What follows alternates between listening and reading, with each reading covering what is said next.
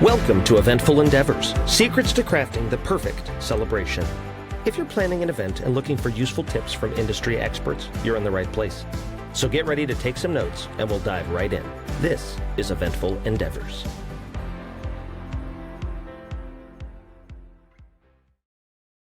Hi, Chelsea. How are you doing? I'm good, thank you. Good. We're here at the club at New Seabury, and we're just going to talk through some things that you're seeing in the industry and kind of just, things you're looking forward to this season. And Awesome. yeah, should be a lot of fun.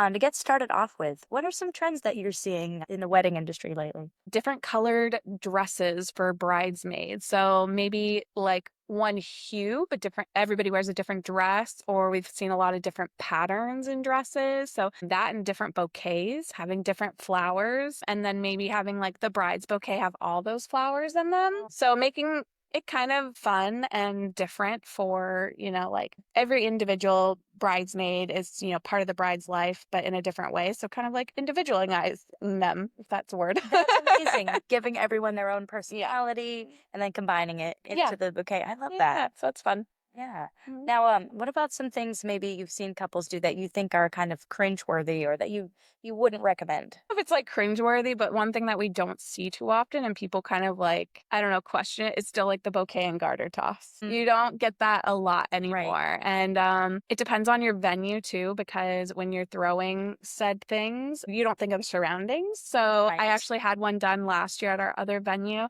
and we have these big ship sails up in the ceiling, and it got stuck up in the sail. So you don't really think of your surroundings. Right. And I mean, in that case, it kind of made for a funny night. Sure. But if you hit something like a light fixture or whatever, it could be embarrassing. Right. So I haven't seen it that often. Well, I gotta know, is the sale getting married next? I don't know. It did come down for a nice washing for the season. So maybe it found some friends in the laundry. You never know. Friends Yeah. made. What would you say is the most like unique or fun thing you've seen lately at a wedding? I don't know. Last year, someone brought back the champagne tower.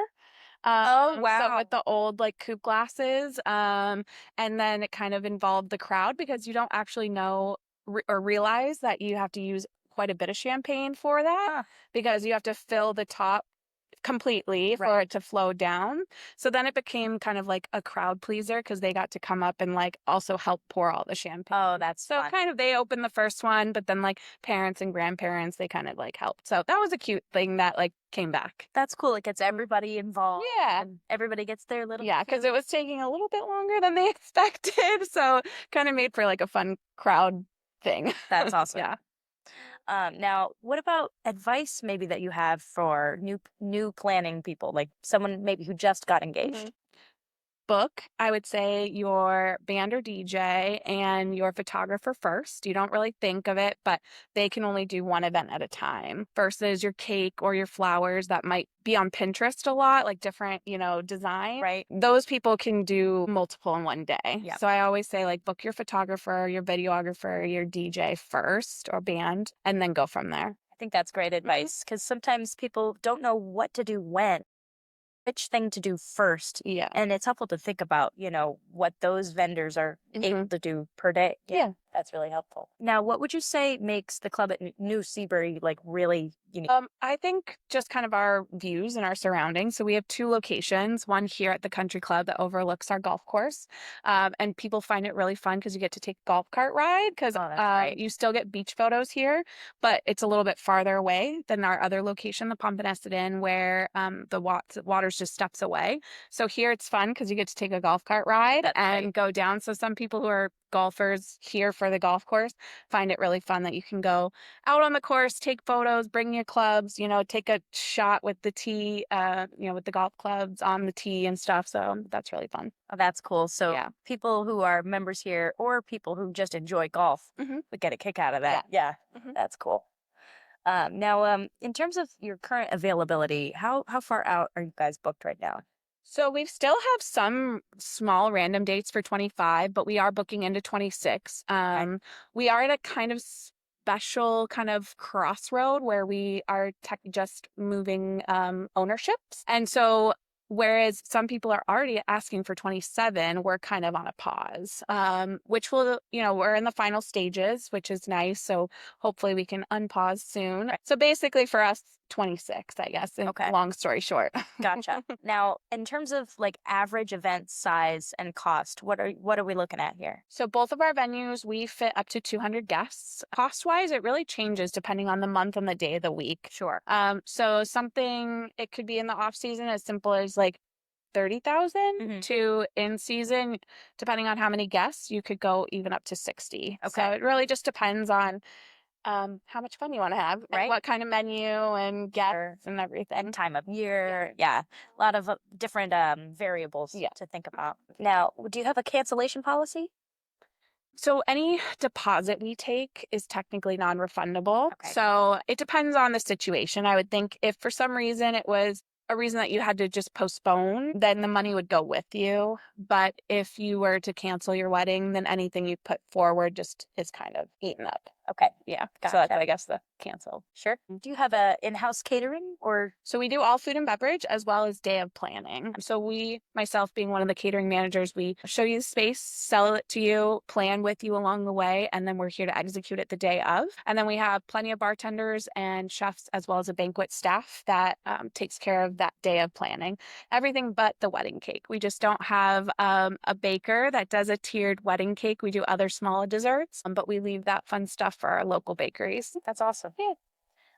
Are there any preferred vendors that you recommend? We do have quite a list. So when you reach out to us and get our information, we actually include that in there. Oh, that's great. There's quite a few different types of vendors on there. You don't necessarily have to choose anyone from there, but we like to give you a starting point because it's typically most people's first, go around, and you don't know what you need to look for. So point. Yeah.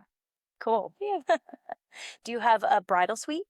We have a small shared area of our locker rooms here at the club. So our locker rooms are open to our members, but in both men's and women's, we have kind of like a small relaxation area. Okay. Cool. Yeah. Are there any noise ordinances or curfews? So we finish up at midnight. So that's kind of just our cutoff. Okay. Gotcha. Now, for the parking situation, is there ample parking? Is it free? So we have plenty of free parking on site. It is what it is because we do share with our restaurants. So some people do on the larger wedding sides, typically kind of opt out for actually bringing in buses. We don't have a lot of lodging on site. And so some people have room blocks that are anywhere from, half hour away. So it does actually benefit them to keep everybody together and on a schedule by bringing in buses, but you're not required at all. Okay, got it. So a lot of people bring in people and then they'll just shuttle them in and out. Okay. Yeah. Depends on where your ceremony location is. We have a ceremony location on site. However, some people still do opt for a church. And so by shuttling people from lodging to church to here to potentially an after party, sometimes the busing is actually helpful. Yeah, it streamlines everything. Yes. Yeah, that's great. Do you guys have a backup contingency plan for weather? We do. So both of our spaces have ceremony locations, and here our ceremony at the club is outdoors. So the backup would be inside our ballroom, and then we would flip the ballroom for your wedding when you're at cocktail hour. Cool.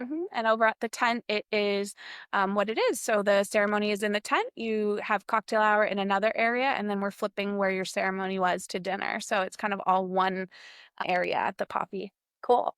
And are there extra costs if it goes inside because of weather? Or okay. No, we do a ceremony rehearsal the day before, and we try to look at the weather and make our best plan.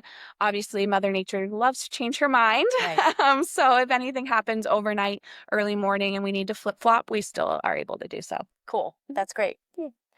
How early in the day can vendors, we have a lot of vendors that watch us. How early can vendors access the venue for setup? It really depends on the day. It's always minimum of 2 hours. And Great. So that is kind of the minimum. We are a golf course, so sometimes we do have golf tournaments during the day that does, push us to that 2 hours. However, sometimes you can come in as early as you want. That's great. So just varies day to day. Okay. Cool. And you had mentioned a little bit about this earlier, but you have an event coordinator on site? Yes, so we are your planner. We do not the all-inclusive hand-holding that some people do, like from the getting ready to, coordinating buses, things like that. Booking vendors, we are a little more low-key than that, but we are on site to help organize all your personal belongings, keep to a schedule, make sure the food and beverage goes out, everyone gets down the aisle. And we're here until the end and wrap everything up for you. Oh, that's great. So now tell me a little bit about this offer that you told me about. Oh, yes. So for the rest of 2025, we'd like to offer 25% off any room rentals. If you're looking for a bridal shower, engagement party, rehearsal dinner, a wedding even, we'd love to host you. And that's 25% off the room rental. Oh, that's great. Thank you so much for that offer. Yeah. Anyone watching. So now tell me a little bit more about venue on site. Where do most people find is the best spot to gather? So it depends on the occasion, but we do have kind of like bar areas. We have a beautiful gazebo that overlooks the golf course. That is a very fan favorite. Gives really good views of the sunset, and that's kind of a nice seller. That's great. Yeah. That's amazing. So now tell me a little bit about the actual area that we're in. We're on Cape Cod, right? We are on Cape Cod. So we're in Mashpee technically, but we're in a little suburb called New Seabury. So if you've ever been to the Cape and have found Mashpee Commons, which is a popular kind of almost outdoor shopping area, we're just behind that down in New Seabury. And you really have to drive into New Seabury. Most people don't even know we're back here, which is really unique. So it's a little bit tucked away, a little bit hidden. Yeah. But, once you get here, which we're at the club at New Seabury right now, once you get here, it just opens up. It's beautiful.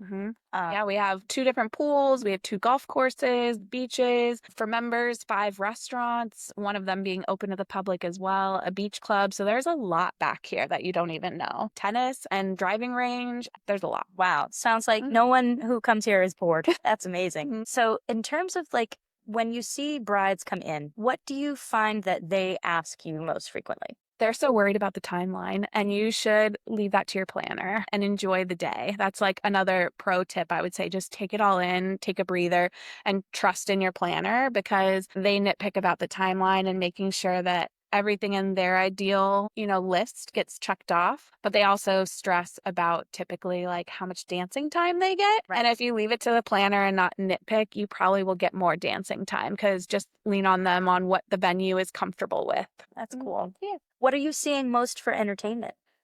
We've actually had a switch to a lot of bands. Oh, wow. Yeah. Our venues really do anything. We do bands or DJs, single guitarists, everything. But yeah, I've seen a lot of bands. Our vendor list has a little bit of everything on it. So it's really up to the couple to what they want to choose. That's great.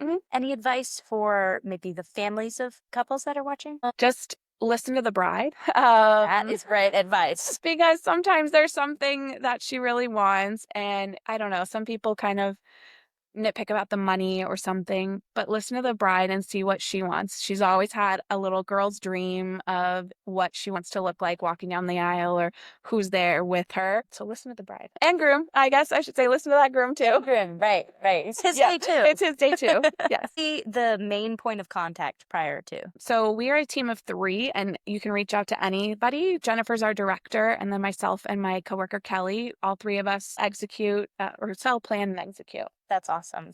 So a pretty tight-knit group. That's great. Yeah. So, and then how involved are you personally in the planning process? So we sit down at least twice before your wedding, one of them being ideally a food tasting and going over what you want to see at your wedding, and then kind of another planning call closer to the wedding or in person that kind of just reviews all those last minute details, making sure we're all on the same page. So that's kind of the minimum, but we really can be here as often as a phone call or email is needed, but we really have 2 big kind of details of meetings. How often, or how far in advance, I should say, do you see most couples coming in to plan? At least a year. We have a lot of people that are even 2 years, because a lot more people are doing extended education. So either masters or, doctorates, things like that. So those people even come out and request, 2 or 3 years. I had one that was 3 years out, because she knew that she was going to be busy with her schooling, and she just wanted to at least check something off the list, right? Make the parents happy that she was making some effort.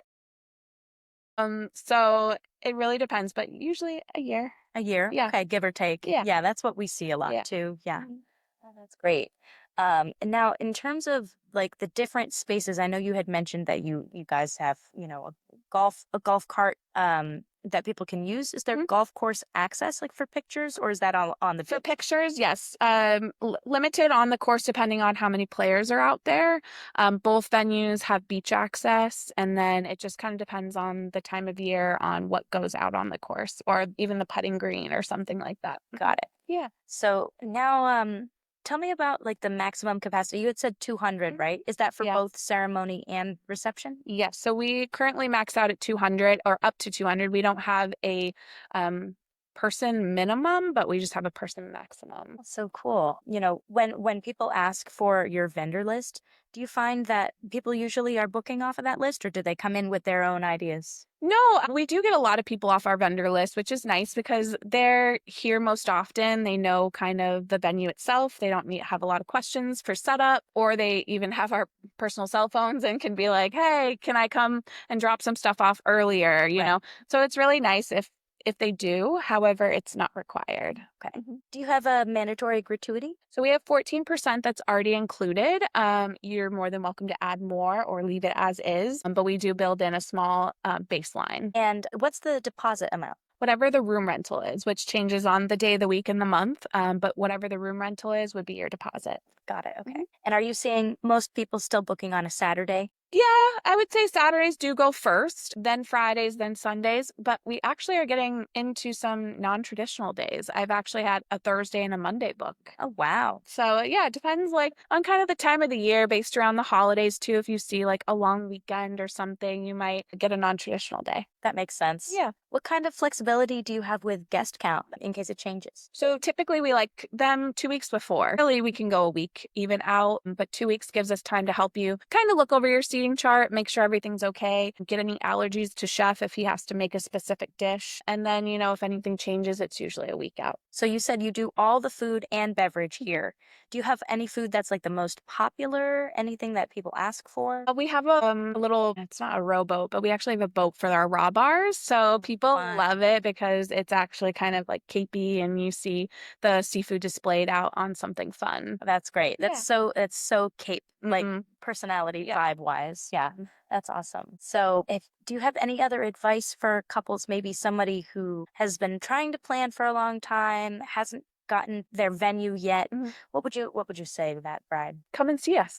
Just take it all in. Take some notes because usually when they've seen so many venues, they blend together. So kind of making some notes on what your favorite aspect of each was. I get a lot of people that come in. We have very mild carpet, and I think it's funny because everyone's like, "Oh, this carpet's not offensive." Like there's some venues that must be older or something that has like a different pattern or vibrant. So simple things like that, I guess, down to the carpet is so silly, but make some notes and see what your favorite aspect of each venue is. It can be so important to like go in person because Mhm. when you look online, it just No, doesn't do it it doesn't do it. No, you can't see it. Yep. Yeah. Yep. Yeah. That's so cool. Is there anything else that you're seeing at weddings here that you find just really out of the box or maybe crazy? You were mentioning you had someone at who was a bride no, a groomsman who was well known. Oh, at my previous venue, we've had Cool. some very fun celebrities. But out of the box, this is a newer trend is the audio guest book. So Fun. it comes in a couple different forms, down to a rotary phone to a payphone looking style. And I think it's fun. The messages do get crazier as people consume the alcohol. So I think later in the night you might have some funkier messages, but it's kind of fun to like go back and hear everybody say hi to you.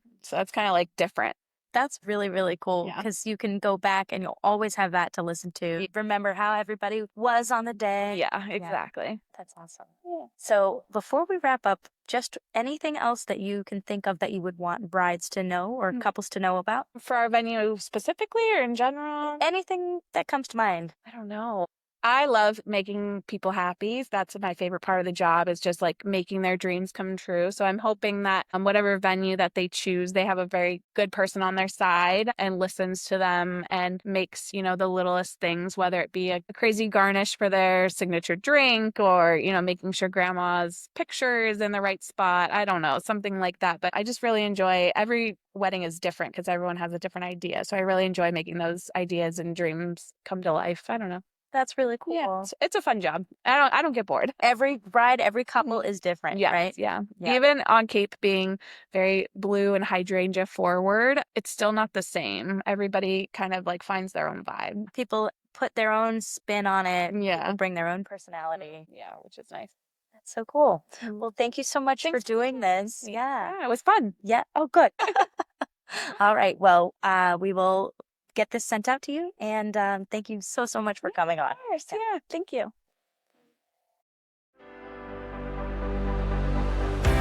Thanks for listening to another episode of Eventful Endeavors, Secrets to Crafting the Perfect Celebration.